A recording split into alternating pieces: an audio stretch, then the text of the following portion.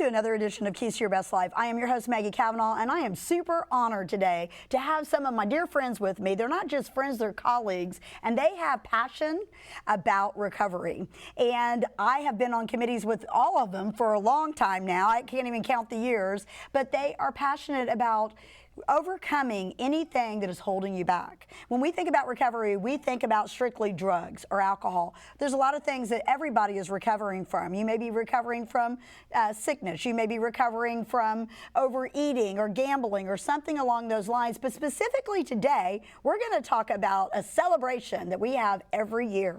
On the third Saturday of every year is Recovery Fest in Rutherford County. And so today I have with me Will, Lydia, and Trish. And I'm going to have them tell you a little bit about themselves. So we'll start down here with you, Will.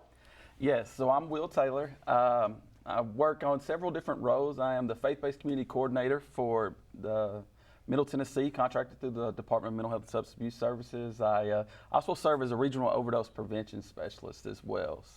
And you've been working in recovery for a long time, because I knew you back in the day before you had all of these different titles, and you're very passionate about what you do, and I'm so honored to have you here today, Will, and his beautiful wife, okay? Lydia, tell them a little bit about you. My name is Lydia Price. I'm the Lifeline Coordinator for Region 5 North. I love what I do. I help people get into treatment, go out into the communities, just build awareness of the stigma associated with addiction and try to educate those communities. I love it, love it. Thank you for all you do, Lydia. It's very important. Trish, tell them what you do. So I'm Trish Breeding, and I work for the Davidson County Mental Health and Veterans Treatment Court. I do a lot of work and initially started my work in advocacy for mental health, but that quickly fell into a role of advocacy for substance use disorders as well, and recovery in that realm. So I just do my best to give the community an avenue of help and treatment. Yeah, it's so important what you do, and I'm so glad that y'all are here to talk about this, because many times, you know, people talk about, and they're not aware of all of the things out there and all of the people working behind the scenes to bring awareness and to bring hope into the lives of those that are struggling with the mental health and, you know, co-occurring mental disorders and stuff like that. So, Will, you've been working as a faith-based coordinator for a while, so I am passionate about that. That's actually how I got involved in this whole thing, is I was like, yes, tell the church, let's get everybody involved. Let's fill the pews. Let's, and as Dr. Monty Burks would say, there's power in the pews, and I'm a huge advocate for it. But tell them a little bit about it. I mean, some people don't even know that's available to their churches. So. Yes. So actually, Tennessee, we're really blessed. Tennessee's the first state to have an office of faith-based in state government. So what actually that allows us to do is kind of just to help mobilize and educate our faith communities. You know, so many times people ask, well, why the faith community? You know, my question internally is, why not the faith community? Right. You know, from a statistical standpoint, excuse me, got a little tongue twisted, you know, that's the largest organization known to man. You know, we have a captive audience, but we also know that behavioral health does not just discriminate towards individuals of maybe a certain belief system or things. So we know that those issues are inside our church walls. Yes. So bringing that resources together and just help educate, help break the stigma, really, that it's not a moral failing, that professional help is available there, as well as that spiritual help. So a lot of what we do is just kind of help bring that awareness and education and the support of resources.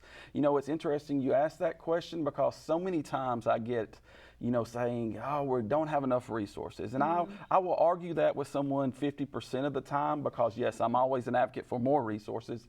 But most importantly, we don't go looking for resources until it's that time of crisis and we're not thinking clearly, fully to actually be able to pinpoint. So let's challenge everyone to be more proactive in going ahead and having resources at hand. So. I love that, because you literally sound the alarm and make them aware and give them resources to help their congregation. So when a pastor is in crisis, because they don't always know what to do, but with the resources through the state, they can find out where are the rehabs, where are the programs, where are the 12-step groups and all the different things that a lot of people frankly, like you said, they're in crisis. They don't know, and there's so much confusion going on. They need some direction, and they go to church because it should be a hospital for sinners, you know. But instead, you know, a lot of times people feel shame and guilt and condemnation, and that just, you know, it brings a message of hope that it's okay to not be okay. It's just not okay to stay there. You know, we just really need to get you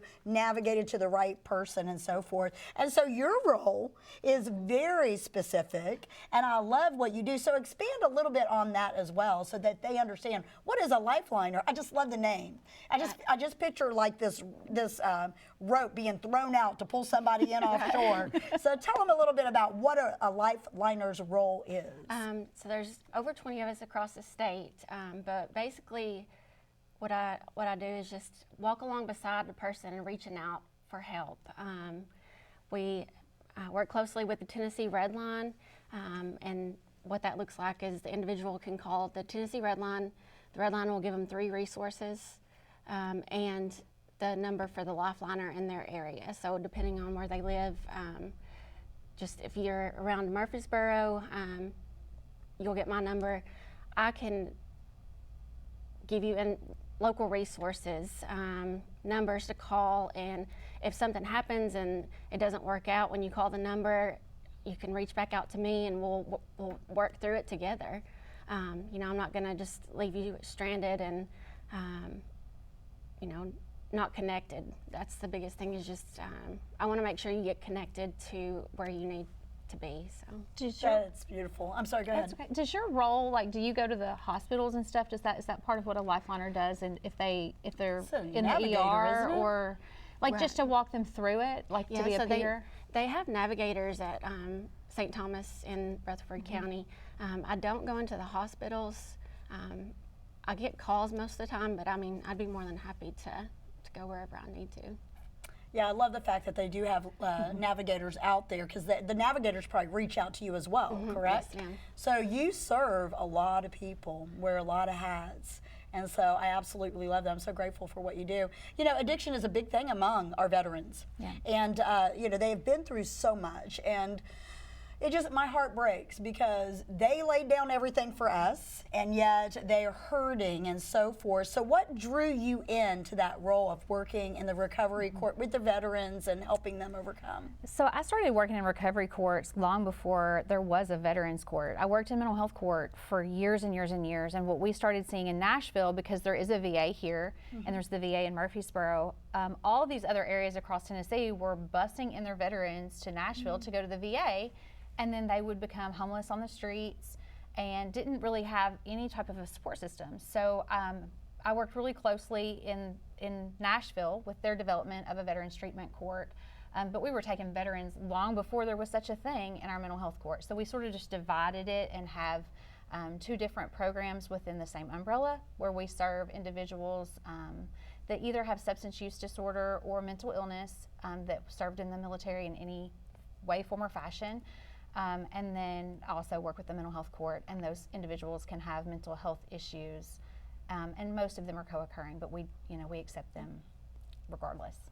That's absolutely so important, because many times one thing will kind of mask another thing. You know, we've got somebody out there hurting, and they're trying to self-medicate because they're dealing with anxiety, or they're dealing with depression, or you know, bipolar, and they're just trying to feel normal. I know personally, back when I used to abuse substances, it's because I wanted to feel different, you know? And so having that mental health court is so incredibly vital, because they're getting the resources they might not necessarily know about. Absolutely. And you know, the thing about it is that a lot of times, especially before we knew better, doctors were prescribing, just like, you know, we have the opioid epidemic, benzodiazepines left and right to anybody and everybody. So a lot of the times you'll see people who are, you know, more middle-aged that were getting treatment back in the 90s and getting prescribed ridiculous amounts of benzodiazepines, who are dependent upon it, and you have to figure out a treatment plan for that. So it's really not just one thing or the other. I would say, I had to actually give this number to the state last week, probably 85% of the clients that we serve are co-occurring. It's not just that they have depression or anxiety or bipolar disorder. it's that they also have some form of substance use disorder, and it's just important to treat both of those things. Yeah, and PTSD being such a big thing because of the things that they've been exposed to, you know, and so there's many reasons why people use substances, but regardless of what they're using, how they're using it, when they're using it, there is hope available, and that's what we're here to talk to you about today. And that's part of the reason that we celebrate every September the Recovery Fest, because people do recovery. I know personally, I have my own recovery story. Will, I know you got yours. Lydia, you got yours. I don't know about yours, Trish. I think you are just compassionate, right, about helping people. But regardless, it is important to celebrate those who have recovered, because it's not easy, okay? And then also help point other people how to get that same sobriety in their lives. So, Will, you and I we've been working together for a minute, okay? Yes. I can think of at least 5 years that we've been working together on this. So, what is your very favorite thing about Recovery Fest? Honestly, I just love seeing the community come together and support one another. I like seeing individuals that maybe I've met early on or had the opportunity to help walk them through the treatment doors, but then seeing them now with the smile, the glow back in their eyes, that right there, honestly, is what fuels my soul today. You know, just being an individual in long-term recovery, remembering being in that place of despair and just that turmoil internally, you know, just wishing for the end, but then yet someone willing to invest in me, someone willing to walk that process with me, and then knowing the joy I have today, I know it's possible for so many others. So seeing that fruition come full force and full circle there, it just makes my soul smile. I love it. I absolutely love it, because it is exciting. When you get to pay it forward, what you have given, you know, it's like being able to, someone pulls you up out of a pit and you're like, hold on, and grabbing someone else and bringing them up with you. Absolutely. So same thing with you, Lydia. Oh my gosh, I remember when you guys came on board and I was so excited, because I'm like, these two are the real deal. And so what is your favorite thing about Recovery Fest? Just the recovery community is family. We're all family. You know, we work together just to help somebody have a better life, and just being able to celebrate together at one event. It's amazing. It is amazing. It is amazing. The two of these guys, and I'll tell you, it's so fun because they have a photo booth, okay?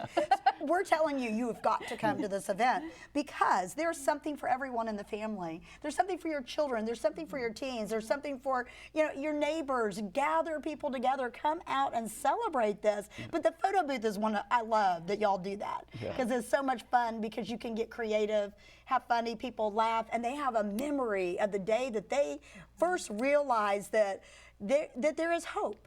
Oh. And there's so much, you know, talk to that a little bit, Will. Yeah, that's it. I mean, honestly, I love t-shirts. I remember earlier on, my priorities necessarily weren't lined up right. And what I mean by that is, I may have a few bucks in my pocket, but my priorities weren't lined up to say, hey, I like that shirt, I'm going to invest in it. You know, I would, you know, go and spend it on soda pops or something of that nature, you know. But after going and kind of getting, you know, what I say, kind of pulled into the recovery community, I started realizing that I wanted to be able to provide individuals something to carry back with them. You mentioned those memories, and that's exactly what they are.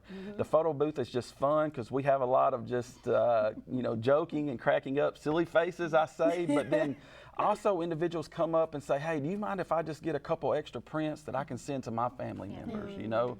And that's it. That right there, you know, because as me, myself, I had burnt those bridges, you know. It took a little over a couple years to really build the trust back with my family. So being able to just give those little sentimental values back that they could send to their families and let them know, hey, I'm putting forth the effort, I'm doing the work, and hey, these are the results that we have today. So That's yeah, incredible. I love the opportunity to do that. That's incredible. And Trish, you've been doing this for a long time as well. So do you have a favorite aspect of Recovery Fest? I think, you know, oftentimes when you are in active addiction, or if you are mentally unwell and experience unwellness, you feel like a leper, and you feel like you don't have a community and you don't have a person. And so when you have something like Recovery Fest and you have all of these people from all different walks of life walking in, they see that they have a community, and they may not have sought it out through the traditional 12 steps, or you know, they may have felt like their church turned their back on them, or all these different things. But you walk into this place where there's a couple hundred people, hopefully, walking around and you see that, there are people just like you and that look like you, that have the same, interest in you, and you can find pro-social activities. And, from the aspect of criminal justice, which is what I work in, the biggest thing is trying to get people to have pro-social activities. So something like Recovery Fest just really promotes that, and it's so important in recovery.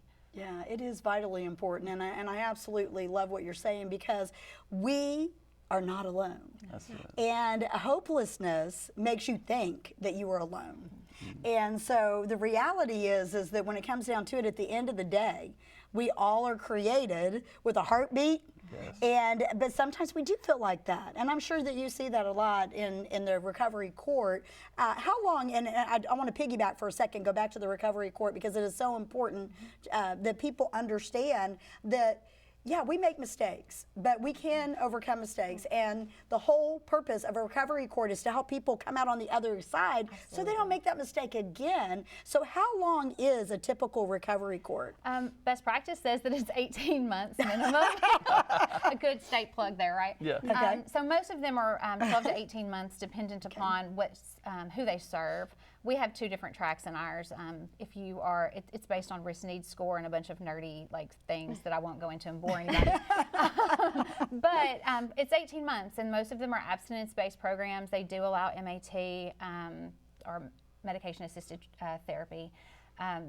It's just trying to give people the structure that they need so that they can get the help that they maybe have avoided because they were afraid or whatever. And it really bridges the criminal justice system with the treatment world, and it's sort of an in-between.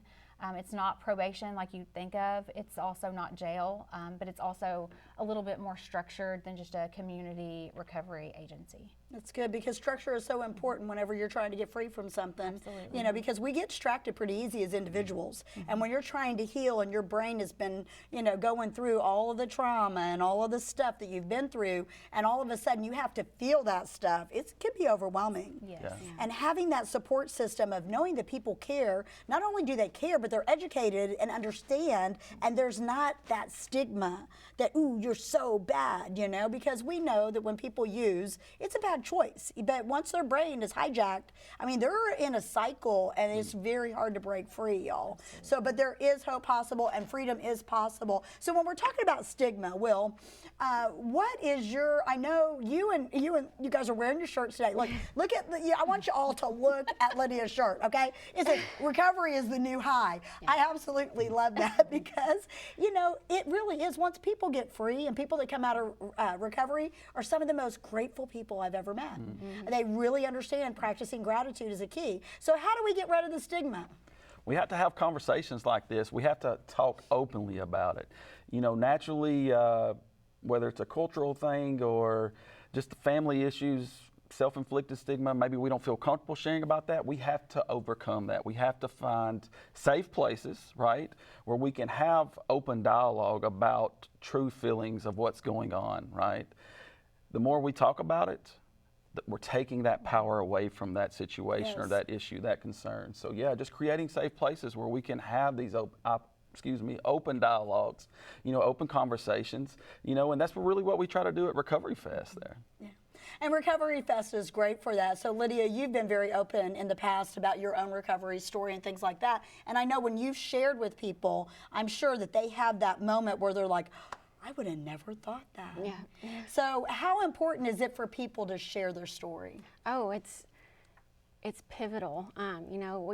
We can't get better keeping stuff inside. For so long, I kept everything to myself. I was afraid of telling anybody that I needed help. But once I did, and I opened up to the right person, that was when my recovery started. We have to build each other up, yes. Like what Will said, we've got to talk about these things. Yes. Silence has killed us for years, and it's time to talk about it. It's so important. Absolutely. So within the recovery court system, do they have a group outside? Is it like specialized for each person? Like if you're dealing with drugs, you go to NA or you go to Celebrate. How does that work? We sort of give them choice. Okay. Everybody achieves wellness through different paths. Sure. AA or NA may work for one person. something like Celebrate Recovery may work for another. So we just make sure that they're doing some form of community support groups. We want you to be involved. And it's no different, like I said earlier, you have to know that there are people like you that feel the same as you do. And it's a lot of it, you know, Recovery Fest is really important for that reason, but other reasons as well. You know, you have to feel like you belong somewhere. Mental illness is alongside of addiction. It's very rare that you have someone who is using drugs and alcohol who don't also have some type of mental health thing that needs to be addressed. And, you know, I come from an environment where you don't talk about that. You know, you just don't talk about your mental health. Everybody's fine, it's fine, I'm fine, we're all fine, right? And that's not always the case. So we just try to get people in a space of mental wellness and give them the tools that they need to stay there. And hopefully the support to know that it's okay to not feel at 100% every day of your life. Yeah, it's really important for them to understand that whenever they feel that sense of aloneness, I believe that when people get isolated, you know, it's the banana that gets pulled away from the bunch that gets eaten. Yes. Right. You know, and that's how it works in the natural. And, you know, there's an adversary, y'all, of our soul that is constantly trying to make things even worse for us. And so whenever we find like-minded people who are on the same journey, we do better together. We really do. And even if you are watching this and you're thinking there's no hope for me, I beg to differ, because there's always hope. Hope is available. And there is a red line number that you can call.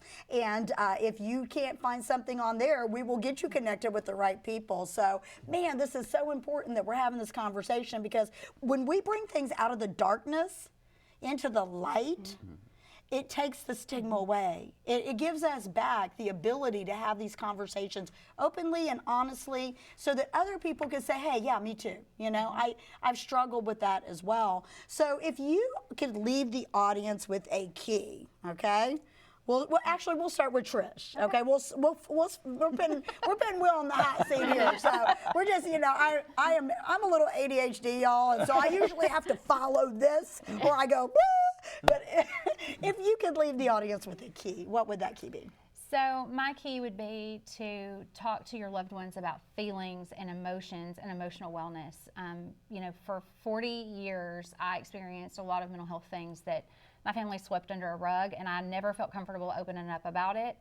And then I waited till I was in my 40s to actually go see a therapist and talk to somebody and get all of the things that were distracting me from having a productive life out in the open. And so I think it's important to have those conversations and make it just a common conversation like this, rather than a stigmatized one. So, you know, talk to your loved ones, pay attention to your kids, and when something seems off, talk about it. Wow, that is so incredibly important, Trish, because I know my generation was like, you know, I tell people all the time, hey, if you've been in this world longer than about 5 years and you have a pulse, you probably need to talk to a counselor. Yeah. You know, I mean, you do, you know, life happens. But the reality is my generation was like, ooh, that's bad, there's something wrong with you. And there was such a stigma. But it is important. We are not created to carry all of this stuff. We need to process it in a safe place, in a safe environment. And so it is important to bring that out. So thank you so much for saying that. So Lydia, what would your key be? My key is just recovery is possible. You know, get plugged in, reach out for help. You know, we have people out there that are ready and willing to walk with you, just to find your recovery. So. I love it. I love it. And you mentioned something so vitally important. You said people are out there to walk with you. Can you talk a little bit about the importance of peer relationships within the recovery community? Oh yeah, I mean, like what you were talking about earlier, isolation just doesn't get us anywhere. It takes somebody to walk with you, and you know, maybe somebody that's been there before, somebody that is there to listen and can help guide you on what steps to take to live life the way it's intended to be lived. You don't have to live in chains forever, you know, just to find that person that's been through it before to walk with you and better yourself. Man, that's so important, and I love that you said that you don't have to wear those chains, because I know for many years myself, I would walk in so much change of, all of that heaviness, and, we are created, we are free moral agents, and whenever we are walking out freedom, it is a beautiful thing. So I just want to encourage you all to take heed to these comments, and if you have to, go back and rewind this, if you're watching this, go back and listen to these keys again, and start to apply those keys to your life and the life of those that you love, because everyone has been affected by this. So, Will, what key would you leave the audience with? I would say that recovery happens via many pathways. So I challenge everyone to go and find your path, because we're all in recovery from something. That's right. Go find your recovery, go find your purpose, but more importantly, go find your tribe, because recovery happens in community. Yes. So I want to see you the third Saturday at Recovery Fest, because I guarantee you will find your tribe. Yes, and this year we're having it on, do you guys have the address by chance? It's Lane Agri-Park Community Center. Yeah, right off the interstate in Murfreesboro. But you can follow all of the information on the Rutherford County Recovery Fest Facebook page, and now there's an Instagram page. So make sure as soon as this broadcast ends, you go, you follow, you like, you comment, and if you have questions, feel free to reach out, because one of us will answer. Absolutely. And we don't have all the answers, but we actually know how to find the answers, so, which is incredibly important. So I want to thank you all for being here today. I know that you're very busy and you've got demanding schedules and so forth, but the reality is having these conversations makes a difference. So we hope that you all will take heed to all of this. We hope that you will join us at Recovery Fest, because there will be food. Yes. There will be fun. There will be children's activities. I mean, I love seeing those little kids' faces light up with all of the fun stuff going on. There will be music, and I'm not talking just music, I'm talking good music. So, Trish is a music connoisseur, and we have good music, don't we? We have good music. Yes, we have good music and speakers. And so many a times, you might be thinking, man, my neighbor has been struggling for so long, or my aunt, or my uncle, or my child, or whatever. Even if they won't come with you, come. Because being informed, being aware is the key to all things. Awareness is powerful. And come out and have a good time celebrating what can happen as a result of seeking recovery, regardless of what it's from. But if you have someone that needs recovery, invite them, bring them, let them see that it's cool people and lots of fun and food and speakers that will speak to the heart of what they might be going through. So I just want to thank you guys for being here today. Yes, thank you, Maggie. So thank you for much. inviting Thank you for having us. Yes, I serve with these people, and I can vouch for them. They're the real deal. What they say is so very true. And we want to thank you for being here today. We know you have a lot of options of what to watch, but thank you so much. And we will see you here next time on Keys to Your Best Life.